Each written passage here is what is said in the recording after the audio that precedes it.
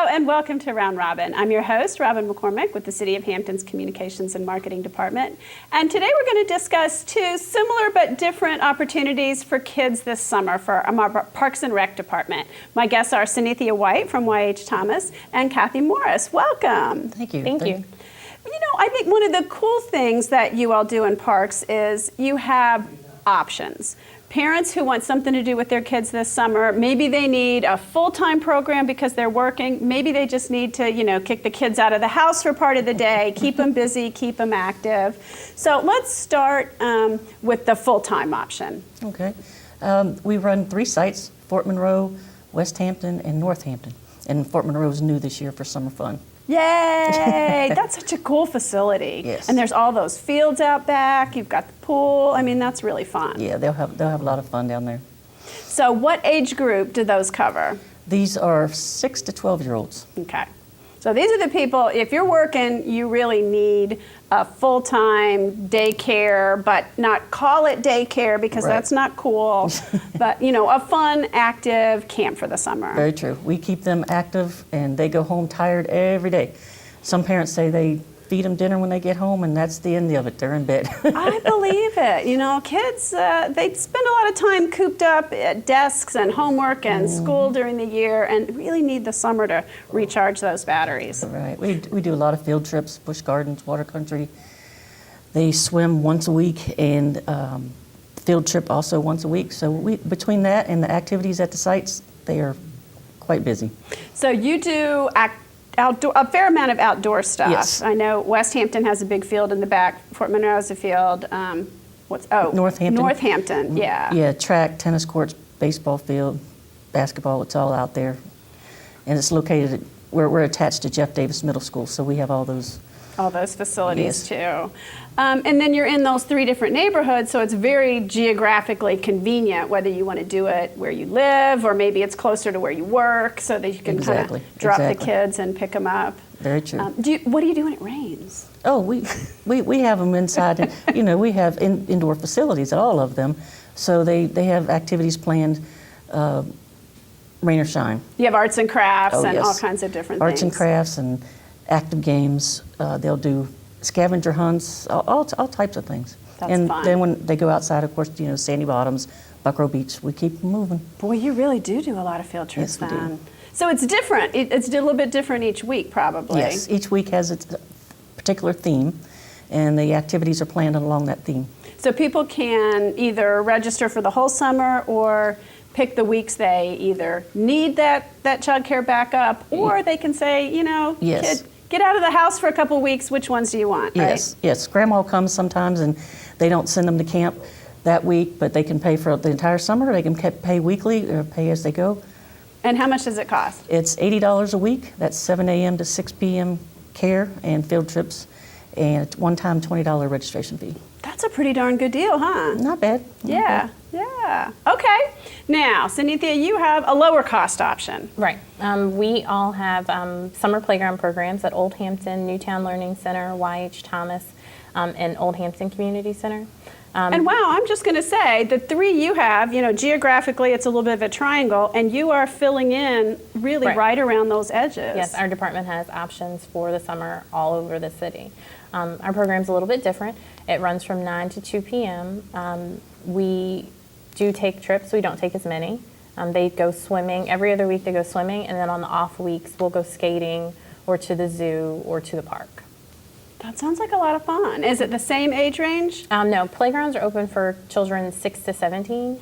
It really does pick up some of those older kids who maybe don't need daycare, but also don't need to be sitting in the house all day. They want to have a good time, and we also make sure the activities we do are age appropriate. So if you choose a playground, you don't have to worry about your 17-year-old interacting with a 6-year-old or vice versa.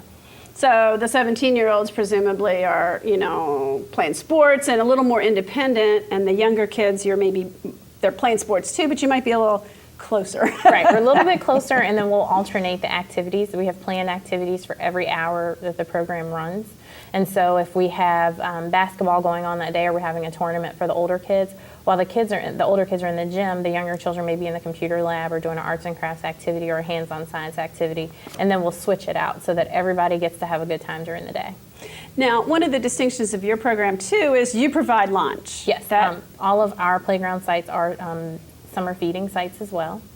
And summer feeding means there's a federal subsidy Yes, for that USDA lunch sites. program. And some of these kids are maybe kids who are in free lunch during the school year and you know, really need that meal. That's a big help to provide a healthy meal for them during the day. Right. That is. How much does yours cost? There is a $20 registration fee, and then the program is $15 a week. But if you if you pay before the first day of camp, you can just pay $150 and save the $20. That is a really good deal for parents who need something but need it to be affordable. Right. How do you do that? How do you keep it so cheap? Well, Cathy's been here longer than I have, but initially playgrounds were outside activities. And so we keep it low cost. We don't open as early. We're not open until 6 o'clock. And then you'll see the difference in our field trips. You won't see, you know, we still plan the same You don't type do of busch fun gardens activity. and water country, Right. We don't the do really busch gardens high and dollar we don't do kind the of high dollar programs. trips, but we do make sure the kids have a great time. And so we just work on, we keep the same philosophy from 9 to 2. They're gonna be tired. But now you said some of the kids can stay after 2. It's just that these are community centers that are more open at that point, Right. and other people who aren't paying the $15 a week can come in. Right, they can come in after 2 o'clock. We have open recreation. It is supervised. It's not as structured. So Right. we'll have activities set up in the centers for young people to participate in. But whereas in a camp program, there's staff that's going to be dedicated to, you know, keeping those kids engaged in those activities. We'll have building staff that are still going to monitor activities and make sure children are safe. It's just not as structured. Well, that sounds really cool. How many kids do you usually serve in a summer? Years ago we were at 120. A few years ago We have more sites then too, right? Well, Yes. our site was 120. Just Just that one. YH Just Thomas? YH Thomas is 120. Wow. With some of the changes, now our site, we usually have about 55 to 60 kids. That's a good number. Man, then- 120 would be, that would be, YH Thomas is big. I mean, that's a really large facility, but still, juggling all those kids would be a lot. But I think it's an opportunity. A lot of times we get, like you said earlier, kids that come in to see grandma. Sometimes grandma's here. And so it's an opportunity for kids out of town or neighborhood kids to meet with other kids and spend time with, you know, other children that they don't get to see during the school year. And so, you know, one week we could have 40 kids, the next week we'll have 60 because, you know, grandma may be out of town. Right, it really varies. Well, also, your settings are really in neighborhoods. Now, some of yours are too. Well, Fort Monroe is not so much a neighborhood. There aren't very many kids who could walk to the Fort Monroe Community Center. But YH Thomas has, you know, a couple of neighborhoods around it within walking distance. I know Newtown does. You know, there's a lot of people in that area, and A built-in audience. yeah, and it makes it the transportation is easy. Mom and dad don't have to take them necessarily. Right. They can walk over. The older kid can walk the younger kids over. It can be, you know, kind of a family thing. Yes.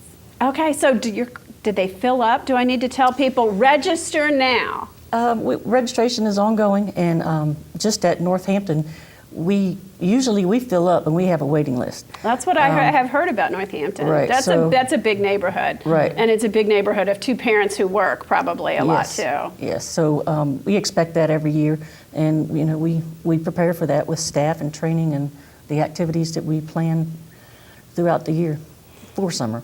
But some of it's more flexible. Like if it's, let's say, first or second week in July, and I realize my kids are sitting around playing video games all day, or I need to get them out of the house, I could still call and say, hey, Yes. do you have a space? Can I register? Yeah. In between all 7 sites, I'm sure that, you know, there's a place for everybody who wants their child to participate in a summer program.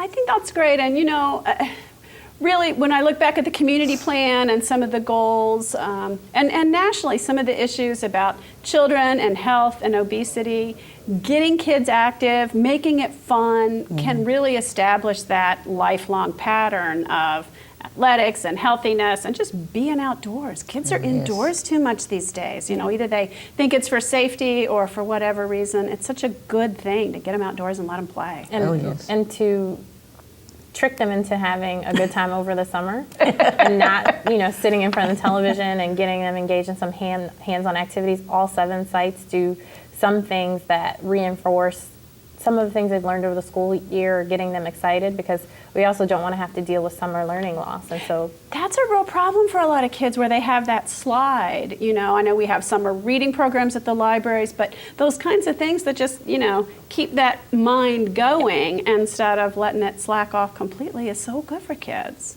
Yes. I agree. Okay, now if people want more information, they can call 311, obviously. They can go to hampton.gov/parks. Or they could drop in at any of the community centers, I Correct. suppose, and get more information. Yes. Drop in or call. Yes. Okay. We have flyers and brochures and everything ready to go, and any information they need, we have it. That sounds wonderful. Okay, thank you guys for coming. Thank you. Robin. And thank you for watching. I hope you realize that there are a whole lot of things from fairly inexpensive but active and supervised activities for kids to that full day day camp experience for working parents. Thank you for watching.